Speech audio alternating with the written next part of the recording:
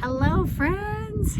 Today is an interesting one. I have been practicing compartmentalization, so every bit of this cancer journey I place in these calendar-based boxes, if you will, where I have a moment. It is a little chillier out here than I thought looking from outside, so we'll just keep rolling with it. I had placed all of the calendar items in their appropriate boxes, and between appointments, I give myself what's called a mini vacation. So I've been on vacation since January 10th, where I was able to, you're gonna get to see the whole shebang here. Where January 10th was surgery. My main goal after that was recover.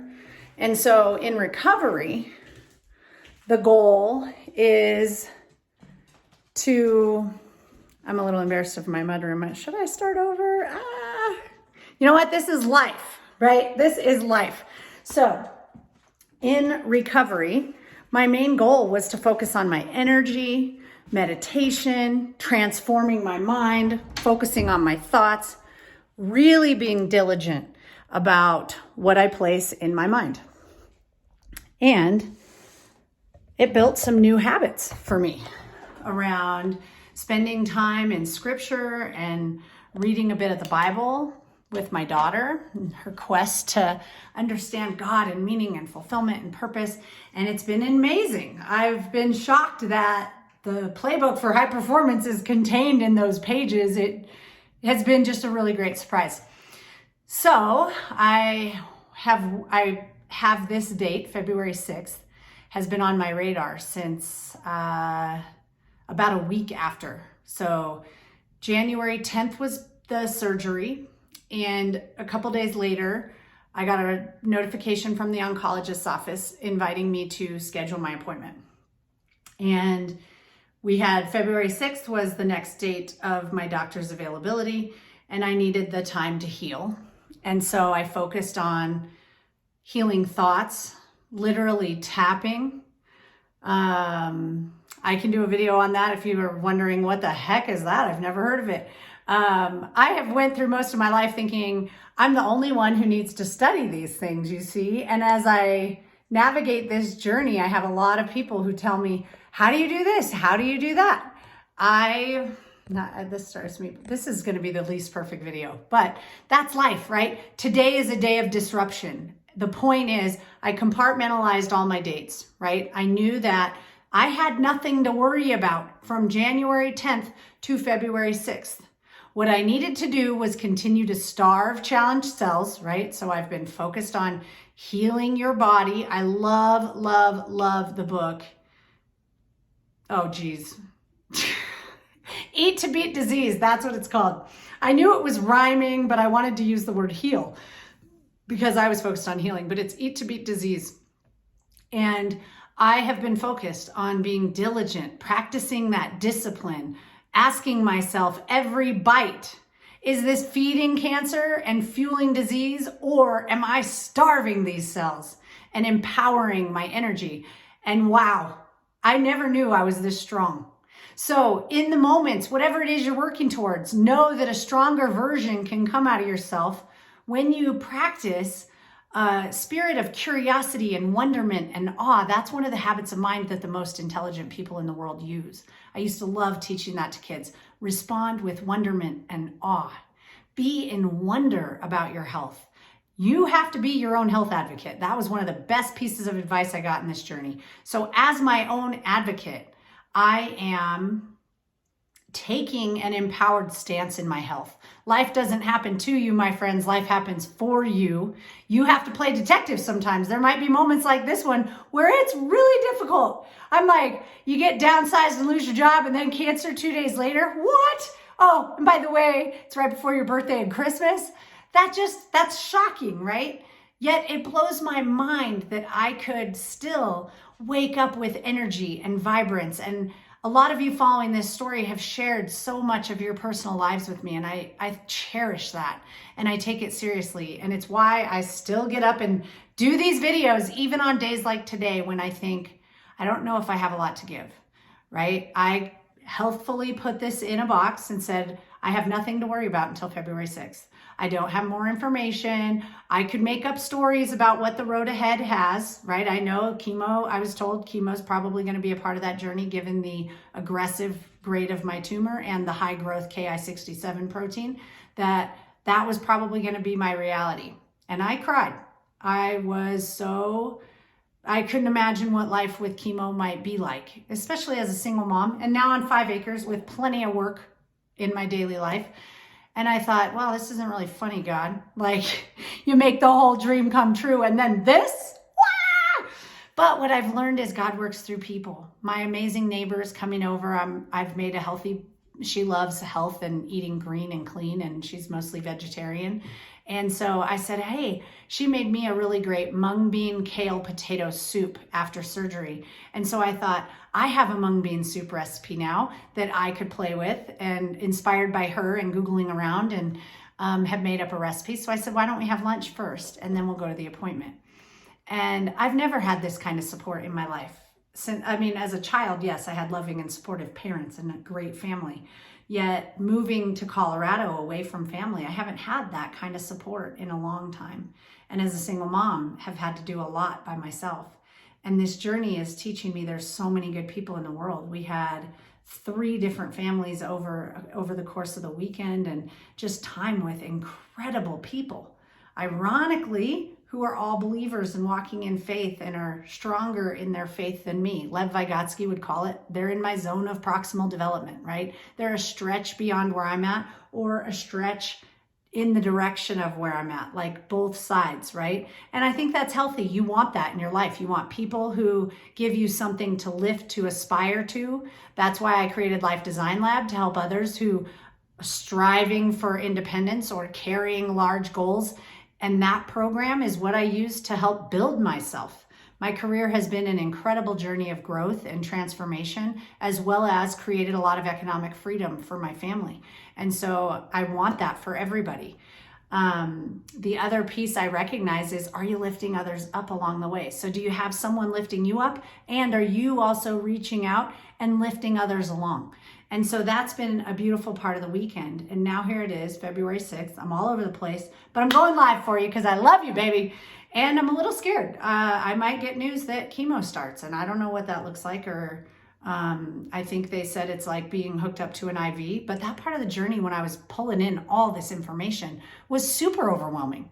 So I think chemo's IV. Radiation is kind of fry your skin like a tanning bed.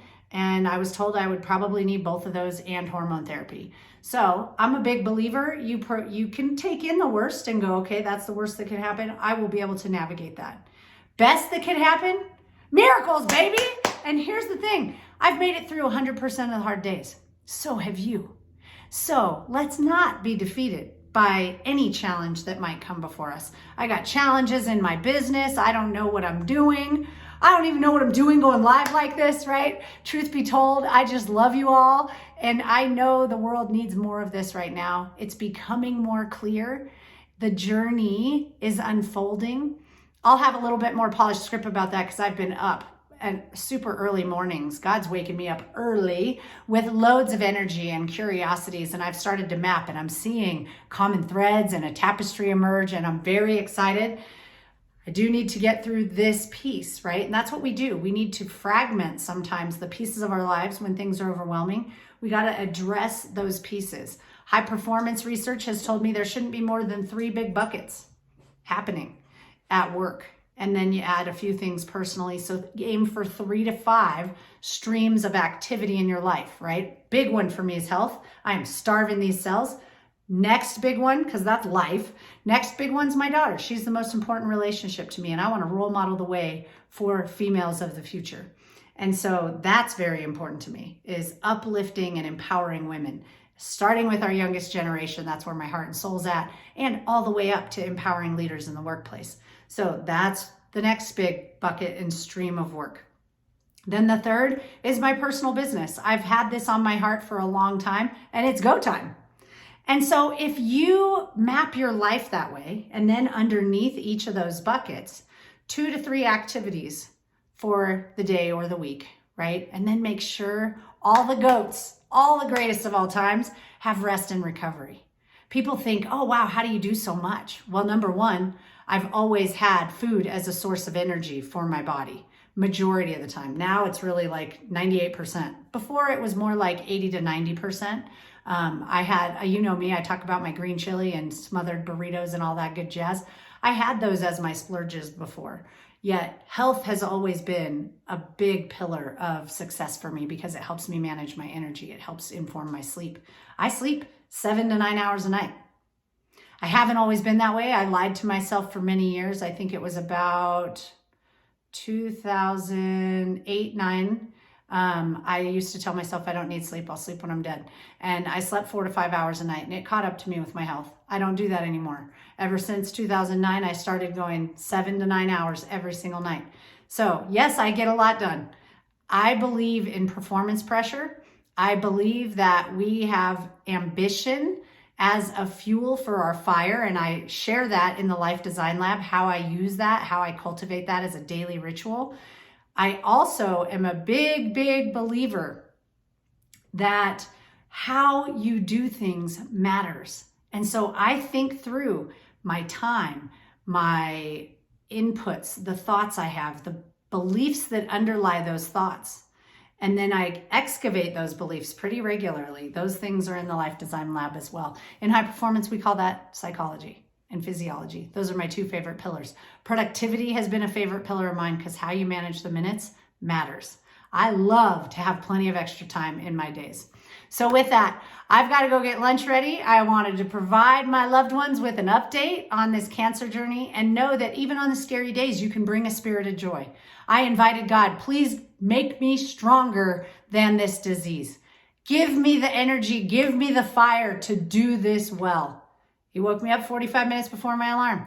That gave me time to do my meditation, get a head start on my day. My meditation was done in 10 minutes. Then I read a little bit for 20 minutes. Then I got to do an hour on the Peloton instead of 30 minutes. So I got 3 different rides in. That felt good. I hit my 500th ride this weekend. So I'm like, ooh, now I want to get to 600 as fast as I can. So I want to do 2 to 3 rides every single day this month. So that got done. And then it was time to shower, chat with my mom real quick, do a little prayer together, and then start the day and have incredibly effective, efficient meetings. Why? Because again, if I can get done in 45 minutes, what would have been an hour, that adds up, my friends. I usually have 6 to 9 meetings a day. If all of those become more efficient, I gain a lot of time back. I gain a couple hours to be able to fuel increased productivity. So we're going to talk about that on this channel coming up. And today's a little messy. I apologize for that. I'm in the emotional realness with you of this journey. And so I know that that's happening in your lives too. And I want to use this as an opportunity to give you permission to be a little messy.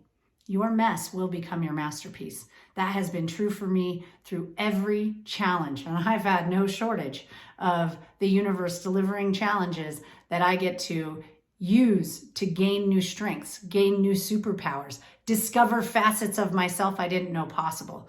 This is just another example. This time though, I'm playing at such a big level. I'm like, all right, now I need the Almighty God on my team. I've made it pretty darn far fighting by myself, or thinking I had been fighting by myself, and kind of realizing God was there through incredible people all along when it was really difficult. And so I just pray that God is there with you right now, and that you are strengthened in whatever it is that you're going through at this moment, and know that we're in it together, that it is a moment and it will play out and you will be over that moment before. I want you on the other side of that finish line stronger, my friends. I want you on the other side of that finish line with more brilliance being revealed. So go out and shine your love and light into the world, reveal that brilliance today, and let's be stronger tomorrow than this moment. Tomorrow, I'm going to promise you this, because I need that accountability for myself. I'm going to come at you with fire tomorrow. I'm going to share some of these tapestries that are weaving together, and we'll see if you're on mission with me. Mwah! I love you, friends.